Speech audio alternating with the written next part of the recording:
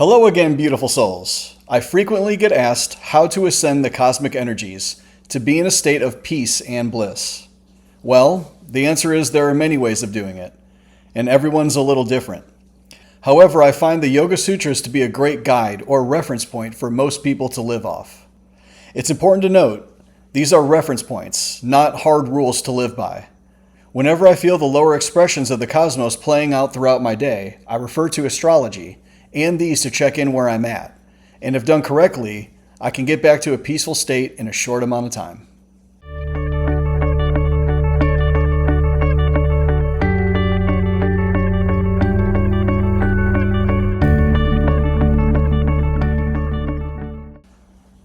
Okay everyone, we're going to start with Patanjali's 8 limbs of yoga. As you can see, yoga is much more than what most of Western society views as a workout. It's actually a lifestyle to live by. Think of a moment that happened in your past that was perfect. All the stars seem to have lined up, and you felt pure joy and bliss.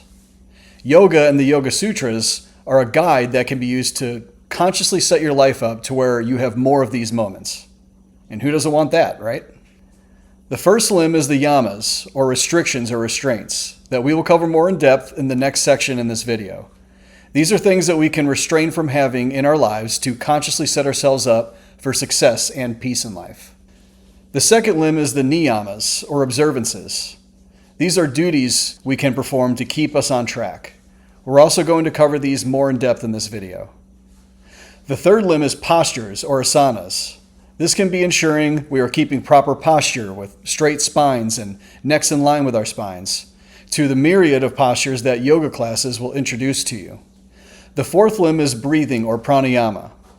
I have a playlist on my channel dedicated to this, as it, in my opinion, is the quickest and easiest way to balance the energies and get into a coherent state throughout day-to-day life.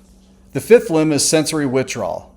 This is when someone starts getting into a meditative state and draws away from the 5 senses, such as closing the eyes and hearing everything but listening to nothing. The sixth limb is concentration, or dhyana. We can concentrate on one single thing, such as between the eyes, or on our breathing. The seventh limb is when we no longer consciously do anything and start to become absorbed into a pure energetic state. The last limb is exactly that, pure absorption, and what many refer to as samadhi, or nirvana, a state of pure consciousness, pure awareness, peace, bliss. So as promised, let's dive in a little more in depth with the first limb, the 5 yamas, or restraints. Ahimsa, or nonviolence, is exactly that, nonviolence towards others and to ourselves. It's also not all-inclusive to physical violence. It relates to verbal violence as well. We must strive to not harm ourselves or others for success. Satya is truthfulness, integrity, being true to ourselves and who we are and not lying to those around us. Asteya, non-stealing, refers to not stealing from our true identities and from others. It's also not limited to physical or material things. It can also relate to trying to steal someone else's image or character by gossiping or talking negative about them when they're not around. Moderation, or brahmacharya, is taking everything in life in moderation. Too much or excess of anything can cause imbalances in our life. This includes overeating, overdrinking, watching TV, etc. Lastly is non-possessiveness. This refers to not being attached to anyone or anything. It doesn't mean to stop loving those things or those people. It's actually the opposite. It means to love them so much and care about their unique energetic makeup so much, you no longer cling to them. This also refers to not being attached to certain outcomes or events, which can also cause unnecessary suffering. The niyamas are duties we have to lessen suffering and consciously set ourselves up for success. Saucha, or cleanliness, is keeping not only our outer surroundings clean and free of clutter, but also our inner world clean by eating and drinking healthy and exercising. As without, so within. And as within, so without. Contentment, or santosha, is being content with the things we have. In the majority of cases, if we needed it, we would already have it. Having too many things can cause distraction and possibly attachment, which increases our chances of suffering. Self-discipline, or tapas, refers to the dedication to follow the path and be 100% responsible for where we are within it. Self-study, or svadhyaya, is to fully understand thyself. This can be through internal work such as shadow work, astrology, or just sitting silently with ourselves for extended periods of time. Finally is surrender. Fully surrender the ego to the higher self and live your life with divine purpose, free from egoic havoc and chaos. The last thing I want to cover in this video is something we haven't talked about yet, the kleshas, also known as poisons, to keep out of our lives. Hatred can weigh us down. After deeply understanding astrology or coming to an enlightened state, one realizes everything is one. We are all made of the same energy. And to have hatred in our hearts towards others actually ends up as having hatred towards ourselves, which significantly reduces the chances of blissful states. Attachment is something we already touched on earlier in the video.